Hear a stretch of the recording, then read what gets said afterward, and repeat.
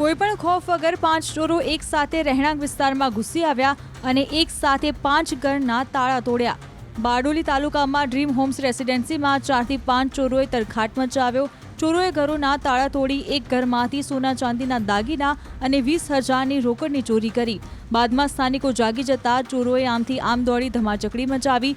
સ્થાનિકોએ ચોરોને પકડવાનો પ્રયાસ કર્યો પણ તેમણે માત આપી તસ્કરો ત્યાંથી દોટ મૂકીને ફરાર થઈ ગયા। એટલું જ નહીં, ચોરોને પકડવા પાછળ ભાગતા 2 સ્થાનિકોને ચોરો ઈજા પહોંચાડતા ગયા ત્યારે સોસાયટીમાં લગાવવામાં આવેલા સીસીટીવીમાં 5 જેટલા બુકાનીધારીઓ કેદ થયા છે। ચોરોની ટોળકી જાણે પોલીસને પડકાર ફેંકતી હોય તેમ અવારનવાર રહેણાંક વિસ્તારમાં ચોરી કરીને આતંક મચાવે છે ત્યારે સ્થાનિકોએ આ મામલે પોલીસને જાણ કરતા તપાસ હાથ ધરાઈ છે।